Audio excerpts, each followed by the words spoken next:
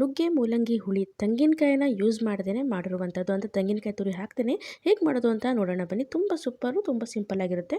ಒಂದು ಕುಕ್ಕರಿಗೆ ನುಗ್ಗೆಕಾಯಿ, ಕಟ್ ಮಾಡಿರುವಂತಹ ಮೂಲಂಗಿ ಹಾಗೂ ಸ್ವಲ್ಪ ಟೊಮೆಟೊ, ಜೊತೆಗೆ ಸ್ವಲ್ಪ ಅರಿಶಿನ, ಸ್ವಲ್ಪ ಉಪ್ಪನ್ನು ಹಾಕಿಬಿಟ್ಟು ಹಾಗೆ ಸ್ವಲ್ಪ ನೀರನ್ನು ಹಾಕಿಬಿಟ್ಟು ಒಂದು 2 ವಿಸಲ್ ಇದನ್ನು ಕೂಗಿಸ್ಕೋಬೇಕು. ನುಗ್ಗೆಕಾಯಿಯಲ್ಲಿ ನಾರು ತೆಗ್ದಿಲ್ಲ, ಯಾಕಂದರೆ ಕುಕ್ಕರಲ್ಲಿ ಹಾಕಿರೋದ್ರಿಂದ ನಾರು ತೆಗೆಯೋ ಅವಶ್ಯಕತೆ ಇಲ್ಲ. ಬೇಕು ಅಂದರೆ ನೀವು ನಾರು ತೆಗೆದು ಡೈರೆಕ್ಟಾಗಿ ನೀವು ಕುಕ್ಕರಲ್ಲೇ ನೀವು ಓಪನ್ ಪ್ಯಾನಲ್ಲಿ ಬೇಯಿಸ್ಕೋಬೋದು.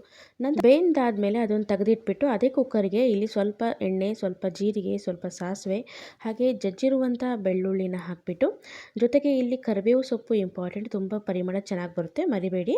ನಂತರ ಕರಿಬೇವು ಸೊಪ್ಪನ್ನು ಹಾಕಿಬಿಟ್ಟು ಹಾಗೆ ಒಂದು 2 ಒಣಮೆಣಸಿನ್ಕಾಯಿನೆಲ್ಲ ಹಾಕ್ತಿದ್ದೀನಿ. ಬೇಕು ಅಂದರೆ ನೀವು ಹಸಿಮೆಣಸಿನ್ಕಾಯಿ ಹಾಕ್ಕೊಳ್ಳಿ.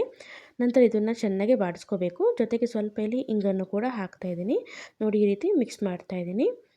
ಚೆನ್ನಾಗಿ ಮಿಕ್ಸ್ ಆದಮೇಲೆ ಇದಕ್ಕೆ ಸ್ವಲ್ಪ ಅರಿಶಿನ ಪುಡಿ ಹಾಗೆ ಖಾರಕ್ಕೆ ಜಾಸ್ತಿ ಬೇಕು ಅಂದರೆ ಇಲ್ಲಿ ನೀವು ಖಾರದ ಪುಡಿ ಜಾಸ್ತಿ ಹಾಕ್ಕೋಬೋದು. ನಾನು 1 ಚಮಚಷ್ಟು ಖಾರದ ಪುಡಿ ಹಾಕಿದ್ದೀನಿ ನೋಡಿ. ಜೊತೆಗೆ 1.5 ಚಮಚದಷ್ಟು ಸಾಂಬಾರು ಪುಡಿನ ಹಾಕಿದ್ದೀನಿ. ಈ ಸಾಂಬಾರು ಪುಡಿ ಮನೆಯಲ್ಲೇ ಮಾಡಿರುವಂಥದ್ದು. ಈ ವಿಡಿಯೋ ಕೂಡ ಹಾಕಿದ್ದೀನಿ ನಾನು. ಚೆನ್ನಾಗಿ ಮಿಕ್ಸ್ ಮಾಡಾದಮೇಲೆ ಇಲ್ಲಿ ಸ್ವಲ್ಪ ಹುಣಸೆ ರಸನ ಹಾಕಬೇಕು. ಹುಣಸೆ ರಸನ ಹಾಕಿದ್ಮೇಲೆ ಚೆನ್ನಾಗಿ ಮಿಕ್ಸ್ ಮಾಡ್ಕೊಳ್ಳಿ.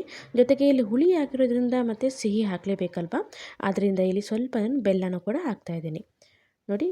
ಹುಳಿ ಮತ್ತು ಸಿಹಿ ಇದ್ರೇ ನಮಗೆ ಹುಳಿ ತುಂಬ ಚೆನ್ನಾಗಿ ಬರುತ್ತೆ ನೋಡಿ. ನಂತರದಲ್ಲಿ ಮಿಕ್ಸ್ ಆದಮೇಲೆ ನಾವಿಲ್ಲಿ ಏನು ಬೇಯಿಸಿದ್ವಿ, ಇಲ್ಲಿ ನುಗ್ಗೆಕಾಯಿ ಮತ್ತು ಮೂಲಂಗಿನ ಇದನ್ನು ಇಲ್ಲಿ ಹಾಕ್ತಾಯಿದ್ದೀನಿ. ಜೊತೆಗೆ ನಾನು ಮತ್ತೊಂದು ಕುಕ್ಕರಲ್ಲಿ ಬೇಳೆ ಕೂಡ ಬೇಯಿಸ್ಕೊಂಡಿದ್ದೆ, ಆ ಬೇಳೆ ಕೂಡ ಹಾಕ್ತಾಯಿದ್ದೀನಿ, ಅಂದರೆ ತೊಗರಿಬೇಳೆ. ನೀವು ಬೇಕಾದರೆ ಇಲ್ಲಿ ಹೆಸರುಬೇಳೆ ಕೂಡ ಬೇಯಿಸ್ಕೊಂಡು ಹಾಕ್ಕೋಬೋದು. ಈಗ ಚೆನ್ನಾಗಿ ಮಿಕ್ಸ್ ಮಾಡ್ಕೊಳ್ಳಿ. ನೀರು ಬೇಕಾದರೆ ನೀರು ಹಾಕ್ಕೊಡಿ, ಉಪ್ಪು ಬೇಕಾದರೆ ಉಪ್ಪನ್ನು ಕೂಡ ಸೇರಿಸ್ಕೊಳ್ಳಿ. ನನಗೆ ಸ್ವಲ್ಪ ಉಪ್ಪು ಕಮ್ಮಿ ಅನ್ನಿಸ್ತು, ಅದರಿಂದ ಸ್ವಲ್ಪ ಉಪ್ಪನ್ನು ಕೂಡ ನಾನು ಇಲ್ಲಿ ಹಾಕ್ತಾಯಿದ್ದೀನಿ. ಬೇಕು ಅಂದರೆ ನಿಮಗೆ ಸ್ವಲ್ಪ ಖಾರದ ಪುಡಿ ಕೂಡ ನೀವು ಈ ಟೈಮಲ್ಲಿ ಹಾಕೋಬೋದು. ಇವಾಗ ಚೆನ್ನಾಗಿ ಮಿಕ್ಸ್ ಮಾಡ್ತಾಯಿದ್ದೀನಿ. ನಂತರ ಒಂದೇ ಒಂದು ಕುದಿ ಬಂದರೆ ರೆಡಿಯಾಗುತ್ತೆ ನಿಮ್ಮ ನುಗ್ಗೆ ಮೂಲಂಗಿ ಹುಳಿ.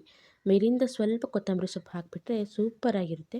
ಒಮ್ಮೆ ಟ್ರೈ ಮಾಡಿ. ದೋಸೆ, ಇಡ್ಲಿ, ಚಪಾತಿ ಹಾಗೂ ಮುದ್ದೆಗೂ ಕೂಡ ಚೆನ್ನಾಗಿರುತ್ತೆ, ಅನ್ನಕ್ಕೂ ಕೂಡ ಚೆನ್ನಾಗಿರುತ್ತೆ ನೋಡಿ. ಸ್ವಲ್ಪ ಕೊತ್ತಂಬರಿ ಸೊಪ್ಪು ಹಾಕಿಬಿಟ್ಟು ಮಿಕ್ಸ್ ಮಾಡಿದ್ರೆ ನುಗ್ಗೆ ಮೂಲಂಗಿ ಹುಳಿ ರೆಡಿ. ನೀವು ಕೂಡ ಮಾಡ್ಕೊಳ್ಳಿ ಅಂತ ಹೇಳ್ತಾ, ಯಾರೆಲ್ಲ ನಮ್ಮ ಚಾನೆಲ್ನ ನೋಡ್ತಿರೋ ದಯವಿಟ್ಟು ಸಬ್ಸ್ಕ್ರೈಬ್ ಮಾಡ್ಕೊಂಡು ಲೈಕ್ ಮತ್ತು ಶೇರ್ ಮಾಡಿ. ಫೇಸ್ಬುಕ್ಕಲ್ಲಿ ನೋಡ್ತಿರೋರು ಫಾಲೋ ಮಾಡ್ಕೊಳ್ಳಿ. ಇನ್ಸ್ಟಾಗ್ರಾಮು ಮತ್ತು ಯೂಟ್ಯೂಬಲ್ಲಿ ನೋಡ್ತಿರೋರು ದಯವಿಟ್ಟು ಸಬ್ಸ್ಕ್ರೈಬ್ ಮಾಡ್ಕೊಳ್ಳಿ ಹಾಗೂ ಫಾಲೋ ಮಾಡ್ಕೊಳ್ಳಿ. ವಿಡಿಯೋ ನೋಡೋದಕ್ಕೆ ಧನ್ಯವಾದಗಳು. Thank you. ಬಾಯ್.